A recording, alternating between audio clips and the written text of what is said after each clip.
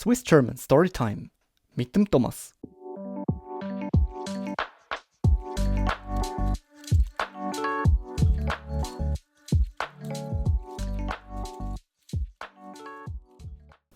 Hoi hoi miteinander und willkommen zu einem neuen Podcast hier auf Swiss German Storytime. Und ich hoffe, euch geht es allen gut. Ich bin heute ein bisschen verkältet, oder besser gesagt, schon die ganze Woche. So, meine Stimme ist vielleicht nicht wie immer, aber ich hoffe, ihr könnt mich trotzdem einigermaßen gut verstehen. In der heutigen Folge habe ich nicht so recht gewusst, wann ich überhaupt soll als Thema nehmen. Ich habe ein bisschen umgestudiert, wann ich nehmen soll, aber bin irgendwie nicht so recht schlüssig geworden. Aber dann ist mir ein guter Einfall gekommen, und zwar das Bundeshaus. Das Bundeshaus in Bern, habe ich gedacht, komm, ich mache was über die Geschichte vom Bundeshaus, und um da geht es in der heutigen Episode. Darum wünsche ich euch viel Spass bei dieser Folge. Die Geschichte vom Bundeshaus und wieso es nicht Nummer 1 am Bundesplatz ist. Das Bundeshaus liegt am südwestlichen Rand der Altstadt von Bern. Der Gebäudekomplex ist über 300 Meter lang und besteht aus 3 Teilen: einem Bundeshaus West, einem Parlamentsgebäude und dem Bundeshaus Ost. Für die Fassade hat man Berner Sandstein verwendet, wodurch sich das stattliche Gebäude harmonisch ins Stadtbild einfügt.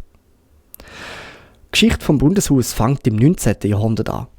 Vor der Gründung vom Bundesstaat 1848 sind die verschiedenen Kantone der Schweiz politisch weitgehend unabhängig gewesen.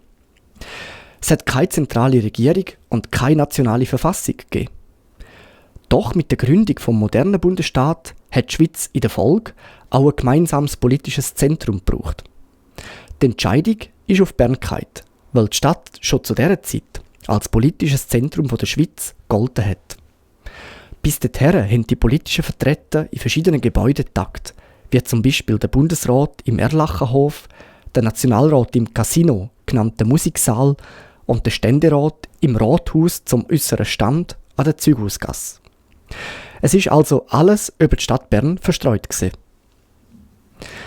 Die Umsetzung von einem einheitlichen Tagungsort hat nach einem Architekturwettbewerb 1851 mit dem Entwurf von Ferdinand Stadler angefangen.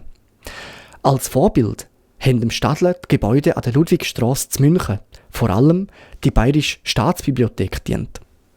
Sein Entwurf ist siegreich hervorgegangen und hat die Grundlage gelegt für den Bau vom Bundesrathaus.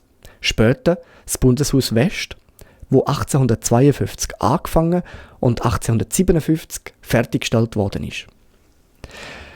Da ist aber erst ein Teil vom heutigen Bundeshaus gesehen. Die Totalrevision der Bundesverfassung 1874 hat eine markante Veränderung der Kompetenzen der Kantone zum Bund gegeben. Diese Veränderung hat die Bundesverwaltung rasch anwachsen lassen und zu Platzmangel geführt. Verschiedene Architekten haben neue Pläne ausgearbeitet. Von den 36 eingereichten Entwürfen hat der von Alfred Friedrich Bluntschli den ersten und der von Hans Wilhelm Auer den zweiten Platz erhalten. Obwohl das Preisgericht am Mauer seinen symmetrischen Entwurf und die Platzierung der Kuppel kritisiert hat die Bundesversammlung sein Konzept bevorzugt und Ende 1887 mit dem Bau vom Bundeshaus Ost beauftragt. Die Bauarbeiten sind 1892 abgeschlossen gewesen und der Platzmangel ist behoben gewesen. Für den Moment, denn etwas hat noch gefehlt, nämlich das Parlamentsgebäude. 1891 ist wieder ein Architektenwettbewerb ausgeschrieben worden, damals sogar international, an dem der Auer und der Bluntschli teilgenommen haben. Während der Bluntschli mit einem pompösen Kuppelbau beeindruckt hat der Auer mit einem gemäßigteren Entwurf überzeugt. Trotz wiedermaliger Kritik an der Kuppel hat sich der Bundesrat für den Auer entschieden, wo die Pläne weiterentwickelt und künstlerische Elemente integriert hat. Die Absicht war, im Parlamentsgebäude die ganze Schweiz sinnbildlich entstehen zu lassen. Zu dem Zweck ist der Bau- und Dekorationsgestein bei den Planungen eine zentrale Rolle zugekommen. Es sind etwa 30 Gesteinssorten aus 13 Kantonen zum Einsatz gekommen, um die Vielfalt der Schweiz zu symbolisieren. Der aufwendige Umgang mit diesen Gesteinen ist in der Schweiz architekturgeschichtlich einmalig. Zudem sind 38 Künstler ausgewählt worden, wo im Parlamentsgebäude eine reichhaltige und symbolträchtige Ikonografie erschaffen haben, wo die Geschichte, die Verfassungsgrundlagen und die Tätigkeiten der Einwohner vom Land darstellen. Eine Ikonografie bezeichnet die Wissenschaft der Bilddeutung. Das heisst eigentlich die gezielte Verwendung von Symbolen in einem Kunstwerk oder, wie in unserem Fall, in einem Bauwerk, um bestimmte Bedeutungen, Werte oder Botschaften zu vermitteln. So ist gleichzeitig ein Nationaldenkmal erschaffen worden. Ab 1950 hat es verschiedene Pläne für Umbauten vom Bundeshaus gegeben, auch wieder zum Platzproblem lösen. In den 1990er Jahren sind Erweiterungsprojekte geprüft, aber schlussendlich verworfen worden.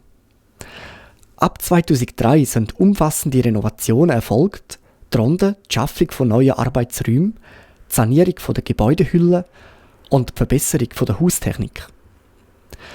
Die grösste Sanierung hat zwischen 2006 und 2008 stattgefunden, mit einer vollständigen Restaurierung der Innenräume und technischen Erneuerungen. Noch nicht lange her, 2019, hat man den Besuchereingang umgebaut und 2023 ist das Kunstwerk Dilo zum 175-Jahr-Jubiläum der Bundesverfassung enthüllt worden. Dortmal wie heute beherbergt das Bundeshaus zu Bern die wichtigsten politischen Institutionen der Schweiz. Der Nationalrat und der Ständerat, wo gemeinsam die Bundesversammlung bildet, sowie der Bundesrat, die Regierung vom Land. Der prächtig gestaltete Nationalratssaal und der kleinere, aber ebenso eindrucksvolle Ständeratssaal sind die zentralen Räume, in denen parlamentarische Debatten und Abstimmungen stattfinden. Die Kuppelhalle, das architektonische Highlight vom Gebäude, symbolisiert die Einheit der Schweiz und ist mit zahlreichen Darstellungen geschmückt. Zudem gibt es Sitzungszimmer für Fraktionen, Büro für Parlamentarier und den Bundesrat sowie einen speziellen Saal für Medienkonferenzen. Und da noch ein lustiger Fakt zum Schluss. Rund um den Bundesplatz stehen eigentlich nur Bankgebäude, ausser das Bundeshaus, wo das einzige Gebäude am Bundesplatz ist, wo keine Bank ist. Irgendwie doch auch passend zu der Schweiz, oder? Und da wäre es gesehen für die heutige Folge über das Bundeshaus in Bern. Ich hoffe, es war interessant für euch. Und ja, es ist wirklich so, also um den Bundesplatz gibt es eigentlich nur Banken, ausser das Bundeshaus. Und was auch noch weiter ein lustiger Fakt ist, dass das Bundeshaus nicht Nummer 1 hat vom Bundesplatz, also die Adresse meine ich, sondern, wenn man es googelt, ist es Nummer 3. Und das ist auch lustig, weil die Schweizerische Nationalbank hat eigentlich die Ehre, zum Bundesplatz Nummer 1 als Adresse haben. Und dann kommt quasi das Bundeshaus. Da einfach so als Ergänzung noch, als lustiger Fakt. So, und jetzt glaube ich, gehe ich mir wieder einen Tee machen. Und ich wünsche euch noch ganz einen schönen Tag. Und freue mich schon, euch beim nächsten Podcast wieder zu sehen. Falls ihr das Transkript nachlesen oder abladen, dann wie immer findet ihr alle Links in der Beschreibung, die Links von meiner Patreon-Seite, Links zu Online-Kursen von Schweizerdeutsch, auch wenn ihr ein bisschen mehr wollt, ins Schweizerdeutsch eintauchen. Und ja, findet eigentlich alles in der Beschreibung. Also, bis dann und macht's gut.